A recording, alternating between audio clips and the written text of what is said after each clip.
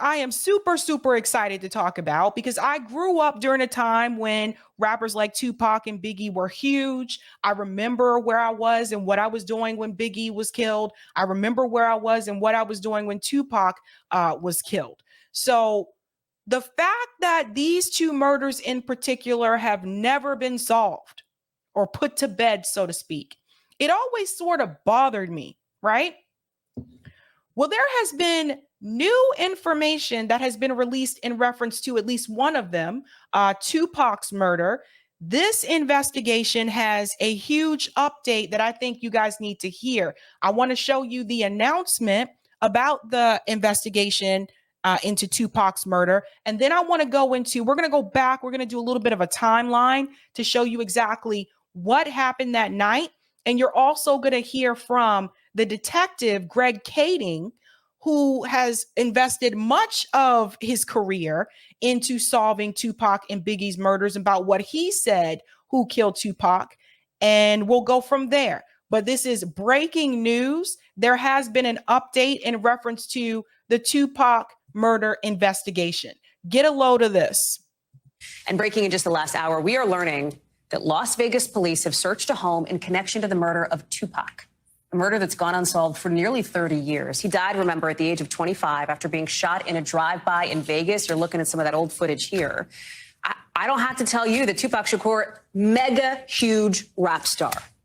A short but legendary career. He sold tens of millions of records worldwide, most of that coming after his death. There has never been an arrest in the case, and police say this new search now, just the last 24 hours in Vegas, is part of an investigation even all these years later into his death. Noah Pransky is joining us now. What else do we know? And does it signal that maybe police are getting closer to solving this mystery that's been out there for years of who killed Tupac? Well, I don't want to speculate, but the statement you just read is about all we're getting from police at this point. We do know it took place in Henderson, Nevada, which is a suburb not too far from the center of Las Vegas, southeastern corner of the Las Vegas area.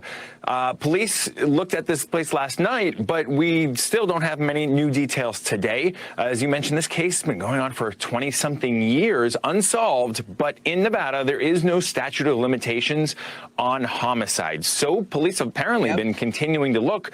It seems like maybe there was some new lead. And Hallie, you know, you look back, there were a lot of police involved in this from Nevada, New York, California. We were talking about East Coast, West Coast rivalries, gang violence. There was a lot of reasons that maybe this case never got solved, but I'm sure a lot of folks crossing their fingers today.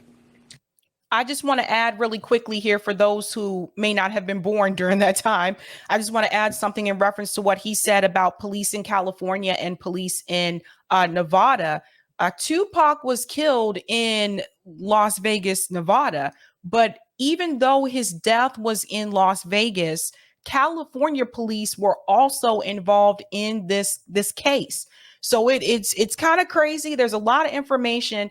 I have a little bit more updated information than what they have in this video that I'm going to get into in just a second. I'm going to tell you whose house was actually raided in Las Vegas in reference to this investigation. So stay tuned for that. You know, I feel like we would be remiss not to talk about, when you talk about the death of Tupac, the conspiracy theories that have surrounded his death too. There's been this whole thing like, is Tupac still alive, et cetera. I can only imagine that this search from Vegas police could reignite some of that talk. Yeah, he's out on a beach chilling with Elvis and some of those other mysteries. But the conspiracies are prevalent on this case. There's a lot of talk about that he survived the shooting. He survived this assassination plot. A lot of people believe he was been hiding all these years in Cuba or Malaysia. His family, his old bodyguards, record executives, they've all leaned into this. And the end result is that it sells a lot of Tupac records. So we'll see what this does. But I'll tell you one thing, you can expect Tupac songs to jump up the lists this week. Lots of questions on this one. Let's see if we get any more from Vegas PD. Noah Pransky, thank you very much. Okay. So, yes, those theories, I heard all of those theories, like most of my adult life, I heard those theories that he was still alive somewhere and he was hanging out on an island. He wasn't actually gone. I've heard all of that, but I want to get into whose house it was, whose home was raided. So this information was released just a couple of hours ago. Police searched Las Vegas home of man connected to the murder of Tupac Shakur. So let's go down here. I want to get to the part where they talk about the house. On Monday evening, Las Vegas Metro Police searched a local home in the area as part of its investigation into the death of Keep Your Head Up rapper, according to KLAS TV. The home reportedly belonged to Paula Collins, who was married to 60-year-old Dwayne Davis, who is better known as Keefe D. In past interviews, Keefe has claimed to be a former Crip and the uncle of Orlando Anderson, who is rumored to be the man who fatally shot Tupac in 1996. Now, why is this important? So Orlando Anderson is no longer alive.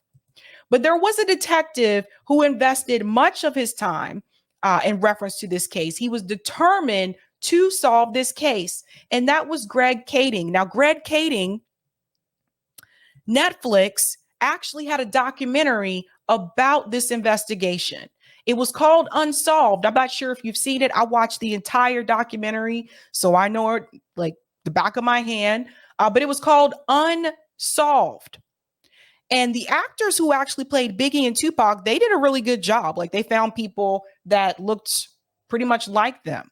But in this documentary, it's a season, so there's all these different episodes, but they go through step by step by step. So you start from the part where Tupac is still alive, and they go through all of that. And Greg Kading, the guy who plays Greg Kading, is trying to figure out who did this, right? Now, one of the things you need to know if you were not around during that time is there was this whole East Coast, West Coast rivalry in reference to the rap scene. So Tupac was born on the East Coast, so was Biggie, but Tupac moved to the West Coast and he joined Death Row. He said, come join me at Death Row. I'm laughing. I'm thinking about some of the announcements that were made during that time. And he joined with Suge Knight. Now, Suge Knight, you may know some things about him, but he owned Death Row Records. Suge Knight eventually ended up going to jail. There's a whole story about that. But he went out there to the West Coast and he said, I'm West Coast now, right?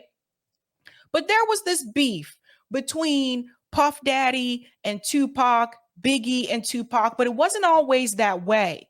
And I'm going to explain to you why that happened to begin with, because they actually used to be friends.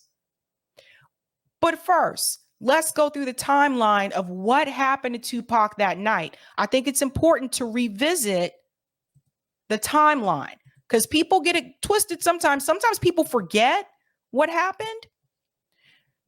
It was Saturday, September 7th. Let's go into this. At 2:30, Tupac Shakur arrives by car in Las Vegas. At 5:30, people start lining up at Club 662. That's on Flaming Road, where Tupac and Mike Tyson are to appear after the boxing match. So for those who are not aware, Tupac was in Vegas to attend the Mike Tyson fight. Okay, Mike Tyson at this point was still in his heyday. That's where this all starts. At 8:30, people start leaving the Mike Tyson fight that was held at the MGM Grand. Tupac attended the fight, which started at 8 p.m. Tyson was declared the winner after 109 seconds in the ring with Selden. From 8:30 to 9 p.m., Shakur and his bodyguards are involved in a physical scuffle with a man later identified as Orlando Anderson of Compton, California. Now, this is the man that Greg Kading believed actually killed Tupac. This is the man who's related to the gentleman's house that they just raided. So keep that in mind. Near the hotel's Grand Garden, police do not believe the man was in any way connected to the later shooting of Shakur. See, that's what they thought at that time. At 11 p.m., Suge Knight was stopped on Las Vegas Boulevard by Metro Patrol cops for playing his car stereo too loudly and for not having license plates on his rented vehicle. He was not cited and was released a few minutes later. 11:15, Shakur and Suge Knight are shot. Knight is driving and Shakir is in the passenger seat of a 1996 BMW 750 sedan that was eastbound on Flamingo Road. Shakir is shot 3 times in the chest. Shrapnel grazed Knight's head. So this is one of the questions that people have had for years. Some people find it very strange that Tupac was shot multiple times and Suge Knight was right there in the front with him, and a bullet just grazed his head. He wasn't shot. And this is one of the reasons that caused some people to believe that it was Suge Knight who had Tupac killed. Let's go on. Greg Kading believes differently, by the way. A total of 13 shots were fired at the car Shakira was in. After the shooting, Tupac's car made a U-turn and headed west on Flamingo. Police reached the car on the strip where it was caught in traffic at Harmon Avenue. An ambulance then picked up Shakira and Knight, taking them to University Medical Center, where Tupac underwent the first of 3 operations. His right lung is removed to stop the internal bleeding. Sunday, 11 a.m., Suge Knight is released from University Medical Center. 6:20 p.m., Tupac undergoes a second operation at UMC to repair the damage from the bullet wounds. On Monday at 8 p.m., Metro Police and about 20 friends and fans of Shakir are in an altercation over what police call a misunderstanding. Tensions are calmed with the help from a female friend of Tupac's, and 4 men originally handcuffed during the scuffle are released. No one was arrested. Police have been patrolling outside the hospital out of concern for retaliation after the shooting. On Wednesday, September 11th at 6 p.m., Suge Knight is accompanied by his attorneys and speaks about the shooting to Metro Police for about an hour. Friday, September 13th, Tupac Shakur dies from his injuries. So yes, it took a couple of days before Tupac actually passed away. Now, Greg Kading, he was the former LAPD detective that was on this case. He had been saying for years that he knew exactly who killed Tupac.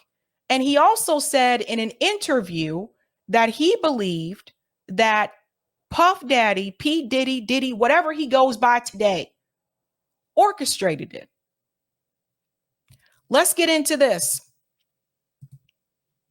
Former LAPD detective says he knows who killed Biggie and Tupac. So this is Greg Kading here. You may have seen him before. He's done a lot of interviews. Let's get into this. Ex-officer Greg Kading was assigned to the robbery homicide division and claims he can put an end to the rumors. I can't play this video because of copyright, but the text is here. In an interview with Vice, he said Orlando Anderson is absolutely positively the murderer of Tupac Shakur. Sean Combs was associated back in New York with a high-level drug dealer named Eric Martin, also known as Zip. Zip was getting drugs from a West Coast gang member who is a Crip named Keith Ed. Stop that. Keith Ed's nephew is Orlando Anderson. He's the individual that got into a fight with Tupac the night that Tupac was shot. Orlando Anderson's the one that was in the back seat of the white Cadillac that pulled up alongside and shot Tupac. So you've got Combs, that's Diddy, Martin, Keith Ed, who was also in that white Cadillac and had secured the gun, gave it to his nephew, and his nephew shot and killed Tupac. In 1998, Orlando Anderson was trying to collect a drug debt. He was in Compton at a car wash and he got into a confrontation where guns were pulled out and shooting and stings of gunfire, and Orlando Anderson was killed at that time in 1998. There's a pretty good chance that Orlando Anderson would have been charged had more time been given to put the case together. But him being dead obviously makes him immune from prosecution. Now there's more, because I do have an interview that I'm going to show a little bit of Greg Kading talking about more about Orlando Anderson and what happened that night. Now, some of you are probably wondering, why would he think that Puff Daddy orchestrated this? Why would he think that Puff Daddy was involved? We're going to get into this. And I've always had suspicions how Puff Daddy just happened to be at both of these murders at the same. He was there when Biggie was murdered. He was there when Tupac was murdered. But yet he seems to walk away clean every time. I've always questioned that. I've always wondered, like, how come he was never, I don't know. But this is what Greg Kading has to say. So the night in Las Vegas, Suge, his entourage, Tupac, were at the Mike Tyson fight. Mike Tyson won. They're going through the lobby. So why did they attack Orlando Anderson? They attacked Orlando Anderson because there had been a prior confrontation between the guy that was with Tupac that night in Las Vegas, a guy named Trayvon Lane, and other members of the mob Pyru had been at a mall in outside of Los Angeles, and they ran into Orlando Anderson and some of Orlando Anderson's Crip friends. They all got into a fight, and allegedly the death row medallion that Trayvon Lane was wearing was stolen, or it was stolen and then recovered immediately during the fight. We're not sure which is the truth. I'm not sure which is the truth. However, there was this conflict in that night in Las Vegas when Trayvon Lane looks across the lobby of the casino. He sees the same guy that had tried to steal his medallion, and he tells Tupac, you know, there's that motherfucker right there that tried to steal my medallion. And then so we're going to pause here for just a second. The scuffle that happened at the MGM, right, before Tupac was killed, that was with Orlando Anderson. So this is how this all started. There was a video footage. You probably could find this still online, where Tupac got into a fight. There was a scuffle there at the MGM. That's what he is saying. That's what that was about. It was in reference to, you know, his friend saying, that's the guy who stole, you know, my medallion, my death row medallion. So that actually happened, that scuffle, before Tupac was killed that night. Tupac just took it upon himself to go over there and involve himself in somebody else's business. So they leave. What happens? What's the steps of events then that lead up to Tupac's death after they leave the casino? They leave the casino. You know, they already knew that they were all going to go to Suge Knight's nightclub out in Las Vegas called the 662.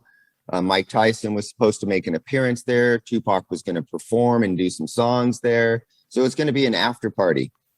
And meanwhile, the Crips are all kind of looking at Orlando Anderson like, man, we can't just let this go. You just got your ass kicked in front of a lot of people by a whole, you know, by all of Suge Knight's entourage.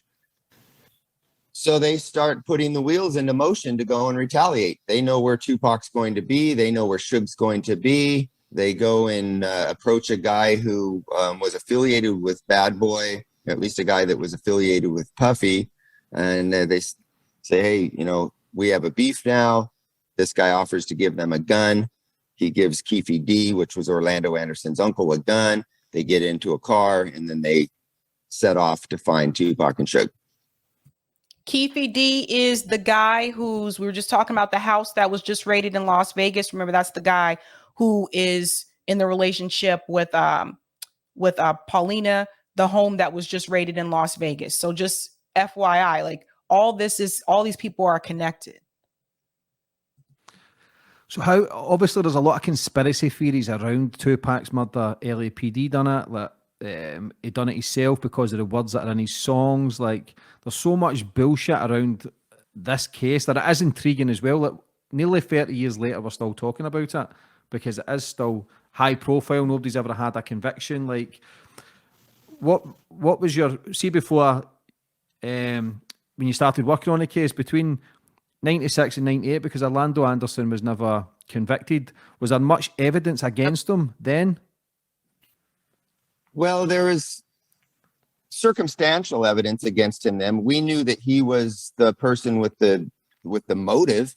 You know, he had just gotten assaulted by Tupac, and so there was always the obvious motive that, hey, this is probably the guy that came back and retaliated. But keep in mind, this happened in Las Vegas, not Los Angeles. And so there was never a conspiracy that LAPD was involved in Tupac's murder, because that doesn't make any sense. The LAPD had no connection to that. He was killed in Las Vegas. Yep. So the really two prominent theories was that Suge Knight either had it done because he believed that Tupac was about ready to leave death row. And he figured, well, he's worth more to me dead than alive if he's going to leave. That was one of the early theories. It didn't really make any sense on the face of it, because surely Suge Knight's not going to hire guys to drive up and shoot directly at him, hoping to hit Tupac instead. So that theory is really always kind of weak. The more likely theory was that these Crips that had just been involved in a fight with Tupac came back and retaliated. And we now know that is exactly what happened after we got the confession of Keefe D. But there was circumstantial evidence. You know, there was reports of a white Cadillac being used. There was an association with these Southside Crips in a white Cadillac. We had the video taped beating of Orlando Anderson that occurred when Tupac assaulted him. So there was that type of evidence, but we had no really strong eyewitness evidence pointing the finger directly at Orlando. And that's why Las Vegas law enforcement were unable to really make any real progress with it. Nobody was cooperating. Everybody wanted to handle it on the streets. And I don't know how this is over in the UK, but in the street culture, in the gang culture in the United States, they have a code that you just don't cooperate with law enforcement. We'll try to figure this out on our own, and we'll handle it on our own. And so that's why both of these cases essentially weren't solved, because the people that were in a position to know things weren't able to, or were unwilling to help. That's right. This is very important, guys, to understand. Like, this is why they weren't able, even though he was like, you know, it was Orlando Anderson, he wasn't able to just arrest him. Like, they couldn't just take him in, because the evidence that they had was circumstantial. It wasn't, 100%. It wasn't airtight, so to speak. Now, you can see this full interview. This interview is over an hour and 30 minutes. It's called "The Truth Behind the Pac and Biggie Murders." Lead detective Greg Kading tells all. So you can see that there. I think Eric put the link to the video in the chat. Now, some of you are probably wondering, why would he think that someone like Puff Daddy or Diddy would actually orchestrate something like that?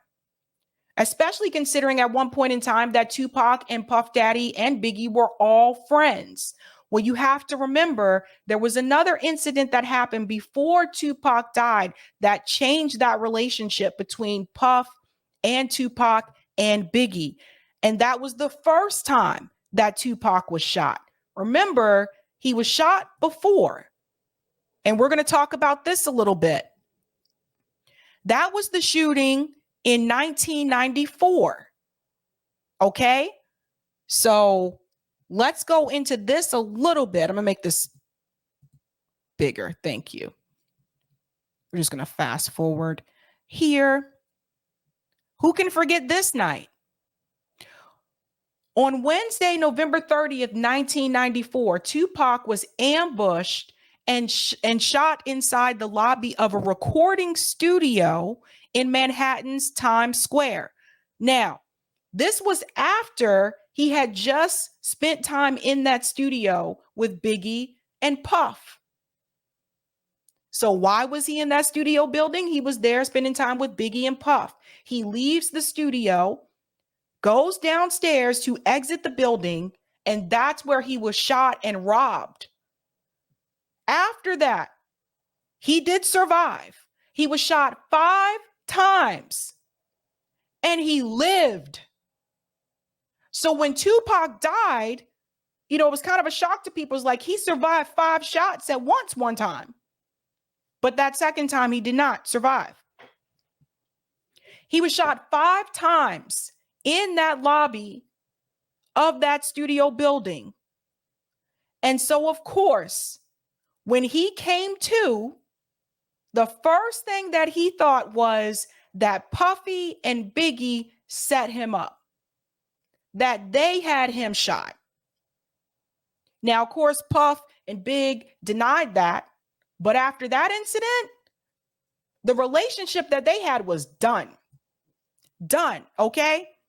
So it goes on to say Tupac's team of criminal attorneys had been in New York with Tupac awaiting a verdict of the sexual assault charges against the rapper. There was also that case.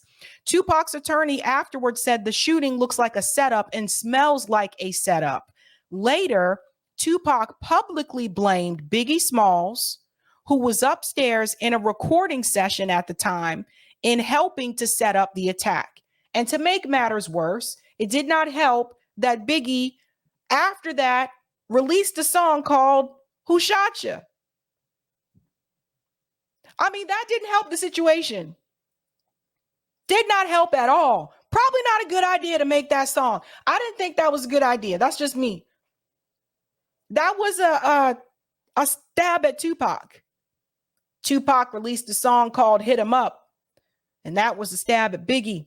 So there was this beef, this rivalry going back and forth. But that is why Tupac did not trust Puff and Big. But what you also have to understand is that there's also more to this story in reference to Tupac's death. Over the years, they brushed this off as just like just a gang shooting, that type of thing. Even though Tupac was famous, Tupac never forgot where he came from. He still hung out with his friends in the hood. He wasn't one of those celebrities that was like, oh, I'm not going to go into those neighborhoods anymore. He still would go to house parties. He was himself. He kept it real. So it was easy to just say, well, it was just gang information, just gang squabbles. But there was a theory that one of the things that Tupac was trying to do before he was murdered is that he was trying to unite the Bloods and the Crips and bring back a sort of Black Panther style organization. He was trying to unite the Bloods and the Crips and to get them to start doing mutual aid, to give back to the community, basically get on board with the Black Panther philosophy. Remember, his mother was a Black Panther. So he was very intelligent. He knew a lot about the community and how to help people in the community. And he also knew he didn't like the police. He knew about the police, police brutality. He dealt with police brutality, but also he saw his mother have to deal with police brutality. But there is that theory that is why he was killed. We may never know. We may never know the real reason. But I will say, you got to give kudos here to Greg Kading because he never stopped trying. He never stopped trying to find out who did it. And I think it's one of those cases that just, if you're a detective, it has to just eat at you sometimes at night. That here it is, 20 something years later, and this has gone on unsolved for all these years. I'm not going to get into the Biggie stuff today in reference to who killed Biggie because I don't have my notes on that. But in reference to Tupac, the fact that they do have this new information in reference to the house that was raided in Las Vegas, that speaks volumes. And I never trusted Diddy. I'm just going to keep it real. Never trusted Diddy. Who was this? He was always dancing in the videos, like always in front of the camera. Take that. Like, I didn't know what this guy was supposed to be. It was just weird to those of us, like, growing up during that time in the 90s. I'd see this guy in everyone's video, and I'm just like, who is this, the hype man or something? Like, I didn't understand what his role was supposed to be. But it was also interesting to me that after Biggie died, the way that Puff Daddy blew up as a solo artist, it was weird to me because I didn't think Puffy was a good rapper. Let's just keep it real. Never understood the fascination with that. We knew Biggie was the one with the talent. Puff was just like the producer there, but he was always dancing around in the videos, and I don't know. Bryce said, LMAO, Sabby, too funny. Take that, take that. Go watch some of the videos, guys, and you'll see it, especially for the younger people in the chat, because some of you may not have been born like in the 90s, but definitely like watch the videos. He's all dancing in front, and I'm just like, what the? I don't know. Kind of felt like a clown show. I know he sampled a lot of people's music. I know that. almost every song he sampled. Oh man, oh man, oh man. But anyway, big news in reference to Tupac. So I hope they finally get to put this to bed. Can you imagine where Tupac would be today if he were still alive? I don't think he would still be rapping right now. Like Tupac was like probably the best rapper of my generation. I don't think he would still be rapping. I think he would be involved in other things. Like if George Floyd protests, I bet you Tupac would have been out there in the streets protesting with the people. That's how real he was. You know, not sitting up in the studio commenting on it. He was a threat. So you knew they had to take him out. Okay, I'll go to the comment on Rockfin and then we'll go to our last story. Take that, take that. Thank you for the tip on Rockfin, Roger. Puffy hired Keefe D and Crips as bodyguards every time they went to Nevada and California. Yes, after Puffy found out that Suge Knight beat up someone who had information on where in California Puffy's mom had a house. Puffy told Keefe he had to go, but ended up being his nephew, Orlando Anderson. Now I remember hearing an interview from Keefe D on YouTube admitting to this in an interview with Popo since he is dying. And thank you for this tip as well. Please place this in the chat. It isn't one video, but a collection of video segments of Keefe D confessing and how Kading got him to confess. Also, it was rumored that Tupac and Biggie was about to bounce from Death Row and Bad Boy and start their own projects. I figured they could make more money from music off their death. So the new news is the raid of the wife's home. There you go. There you go. I know Roger knows a lot about that. Take that, take that. And thank you for this tip as well. Biggie did encourage him to be an artist, but the one who really blew up was Jay-Z. Little Kim was complaining when she left Bad Boy, saying, how do you blow up as an artist when you are made to compete with your boss who wants to be an artist? Yeah, you know, it was a weird scenario. There was really weird. It was like Puffy was the producer and he owned Bad Boy, but then he also wanted to be an artist. So it was just... JB says, even Suge Knight complained about Diddy being all up in the videos. All up in the videos. In the 90s, people would put their face all in the camera like this, and it was like the fisheye camera. So he'd be like, bad boys. He was a genius at creating one-hit wonders. Biggie was the best artist that he had, to be honest. But he was a genius at creating one-hit wonders. What happened to Craig Mack? What happened to Total? What happened to Making the Band? What happened to all these groups? All right, let me go to some of the chats. A-Ross says, I think Tupac was seen as dangerous to important people. I think so too. Thank you for the chat, super chat NK. Read the book, The FBI War on Tupac Shakur, the state repression of Black leaders from the civil rights era to the 90s. I can check that out. Thank you, NK. Robert says he was there when Shine bust his guns in the club. That too. Puff Daddy was also there that night when he was dating J-Lo, and they were at a club. This is a different time. They were at a club and there was shooting in the club. Someone got shot and Shine was blamed and Shine went to prison and Puffy once again walked away with his hands clean. Come on now. Baba says P. Diddy wanted to start a gay group with Jay-Z. What? Interesting. I don't know about that. Bebel says, Sabby, when was the interview done in the timeline you shared? Yeah, Eric, we can put the links to that in the chat.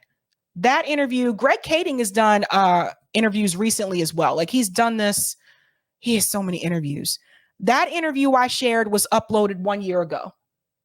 So it's probably more of one of the most recent ones. Robert said he was there when, oh yeah, I said that. JB says Asada Shakur was Tupac's godmother. There you go. They saw him as a threat.